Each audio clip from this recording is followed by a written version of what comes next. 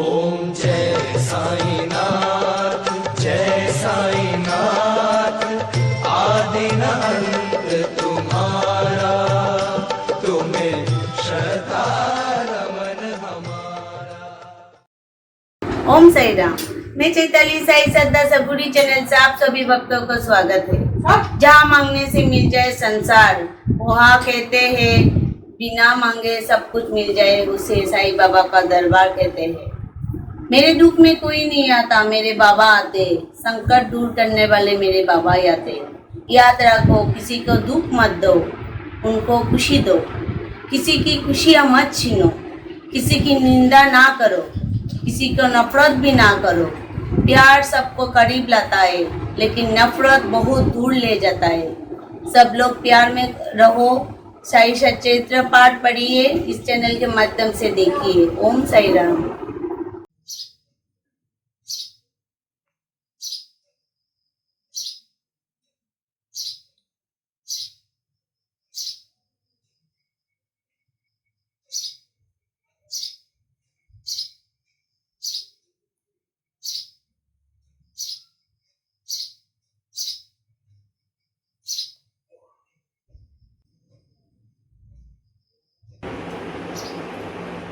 ओम साई राम। मैं बिंदु सिंह साई श्रद्धा सुगरी चैनल की अत्यंत आभारी हूँ कि आज मुझे साई सच्चरित पाठ करने का सौभाग्य प्राप्त हुआ है। इस पाठ में अगर मुझसे कुछ त्रुटि हो जाए तो मैं क्षमा प्रार्थी हूँ।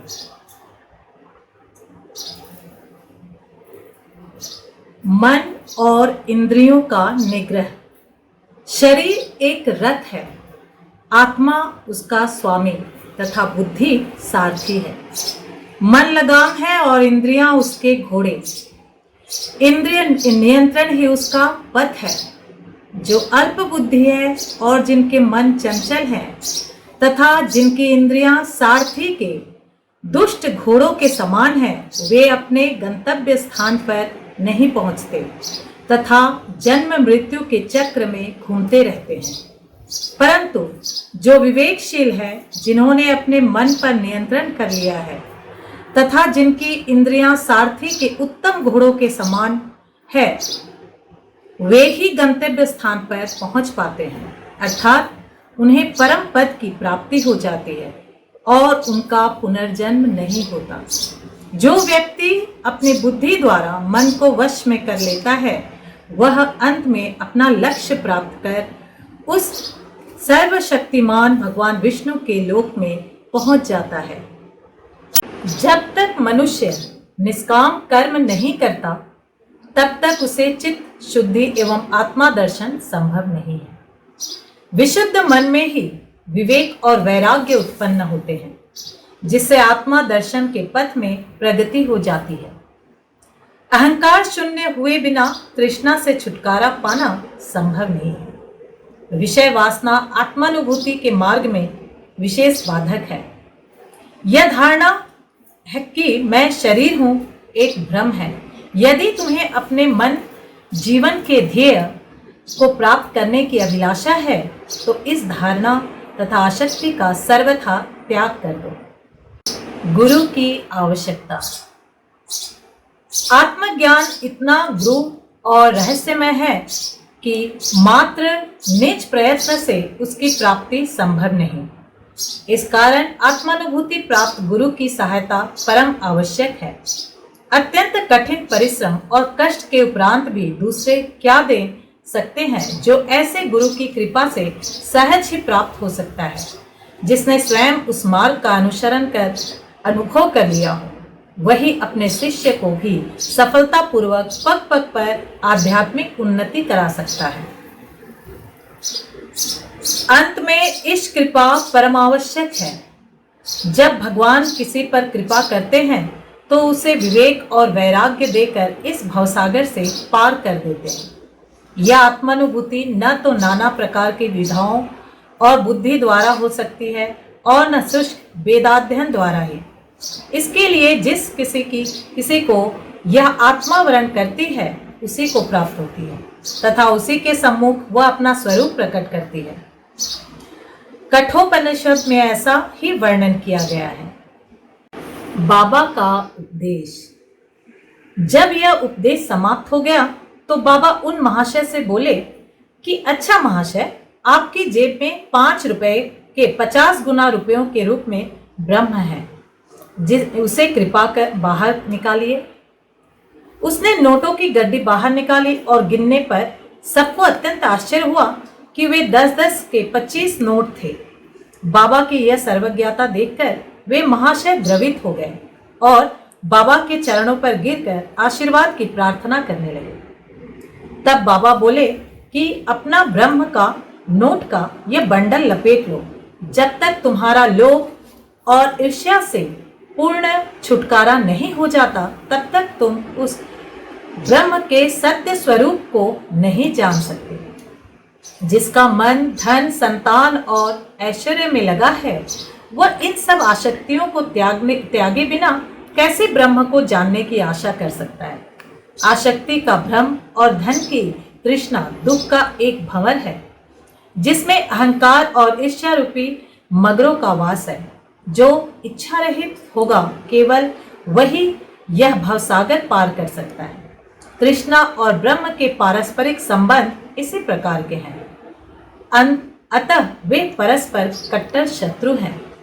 तुलसीदास जी कहते हैं, जहां राम तह काम नहीं, जहां काम नहीं राम, तुलसी कबहु होत नहीं, रवि जननी इक ठाम। जहां लोभ है वहां ब्रह्म के चिंतन या ध्यान की गुंजाइश ही नहीं है। फिर लोभी पुरुष को विरक्ति और मोक्ष की प्राप्ति कैसे हो सकती है। लालची पुरुष को न तो शांति है और न संतोष है और न यह दृढ़ निश्चय ही होता है। यदि कण मात्र भी लोभ मन में शेष रह जाए तो समझना चाहिए कि सब साधनाएं व्यर्थ हो गई। एक उत्तम साधक यदि फल की प्राप्ति की इच्छा या अपने कर्तव्यों का प्रतिफल पाने की भावना से मुक्त नहीं है और यदि उनके प्रति उसमें अरुचि उत्पन्न न हो तो सब कुछ व्यर्थ हुआ। तब आत्मानुभूति प्राप्त करने में असफल नहीं हो सकता। जो अहंकारी तथा सदैव विषय चिंतन में रत है, उन पर गुरु के उपदेशों तथा शिक्षा का कोई प्रभाव नहीं पड़ता। अतः मन की पवित्रता अत्यंत आवश्यक है, क्योंकि उसके बिना आध्यात्मिक साधनाओं का कोई महत्व नहीं तथा वह निरादंभ ही है। इसलिए श्रेष्ठकर यही है कि जिसे जो मार्ग बुद्धिगम्य हो वह उसे ही अपनाए। मेरा खजाना पूर्ण है और मैं प्रत्येक की इच्छानुसार उसकी पूर्ति कर सकता हूँ, परंतु मुझे पात्र की योग्यता अयोग्यता का भी ध्यान रखना पड़ता है। जो कुछ मैं कह रहा हूं, यदि तुम उसे एकाग्र होकर सुनोगे तो तुम्हें निश्चय ही लाभ होगा। इस मस्जिद में बैठकर मैं कभी असत्य भाषण नहीं करता। जब घर में किसी अतिथि को निमंत्रण दिया जाता है तो उसके साथ परिवार, अन्य मित्र और संबंधी आदि भी भोजन करने के लिए आमंत्रित किए जाते हैं। बाबा द्वारा धनी महाशय को दिए गए इस ज्ञान भोज में मस्जिद में उपस्थित सभी जन सम्मिलित थे। बाबा का आशीर्वाद प्राप्त कर भी सभी लोग उन धनी महाशय के साथ हर्ष और संतोष पूर्वक अपने अपने घरों को लौट गए। बाबा का वैशिष्ट्य। ऐसे संत अनेक हैं जो घर त्याग कर जंगल की गुफाओं या झोपड़ियों में एकांतवास करते हुए अपनी मुक्ति या मोक्ष प्राप्ति का प्रयत्न करते रहते हैं। वे दूसरों की किंचित मात्र भी उपेक्षा न कर सदा ध्यानस्थ रहते हैं। श्री साईं बाबा इस प्रकृति के न थे। यद्यपि उनके कोई घर द्वार, स्त्री और संतान समीप या दूर के संबंधी न थे, फिर भी वे संसार में ही रहते थे। वे केवल 4-5 घरों से भिक्षा लेकर सदा नीम वृक्ष के नीचे निवास करते तथा समस्त सांसारिक व्यवहार करते रहते। इस विश्व में रहकर किसी प्रकार आचरण करना चाहिए, इसकी भी वे शिक्षा देते थे। ऐसे साधु या संत प्राय बिरले ही होते हैं जो स्वयं भगवत प्राप्ति के पश्चात लोगों के कल्याणार्थ प्रयत्न करें। श्री साईं बाबा इन सब में अग्रणी थे।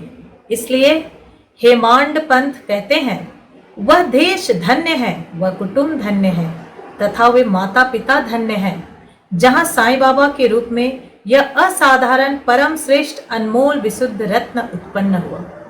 श्री सतगुरु साईनाथाय समस्तु। शुंभ भवन्तु। ओम साई राम। इस सच्चरित पाठ के अंत में मैं श्री साई वंदना करना चाहूंगी। आप सभी से विनती है कि मेरे साथ आप सब भी साई वंदना करें। अब सौंप दिया सारा जीवन साई नाथ तुम्हारे चरणों में, अब जीत तुम्हारे चरणों में, अब हार तुम्हारे चरणों में।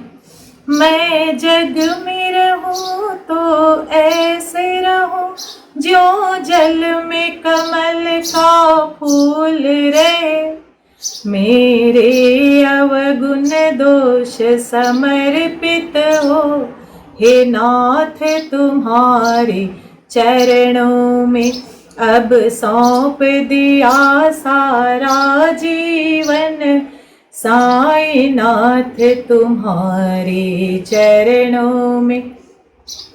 मेरा निश्चय है बस एक यही, एक बार तुम्हें मैं पा जाऊं, अर्पित कर दूं दुनिया भर का सब प्यार तुम्हारे चरणों में। अब सौंप दिया सारा जीवन साई नाथ तुम्हारे चरणों में। जब जब मानव का जन्म मिले तब तब चरणों का पुजारी बनूं, इस सेवक की एक एक रग का हो तार तुम्हारे चरणों में। अब सौंप दिया सारा जीवन साई नाथ तुम्हारे चरणों में। मुझ में तुम में बस भेद यही, मैं नर हूँ तुम नारायण हो, मैं हूँ संसार के हाथों में, संसार तुम्हारे चरणों में। अब सौंप दिया सारा जीवन साई नाथ तुम्हारे चरणों में। ओम साई राम। ओम साई नमो नमः। श्री साई नमो नमः। सतगुरु साई नमो नमः। जय जय साई नमो नमः। जय जय साई नमो नमः। जय जय साई नमो नमः।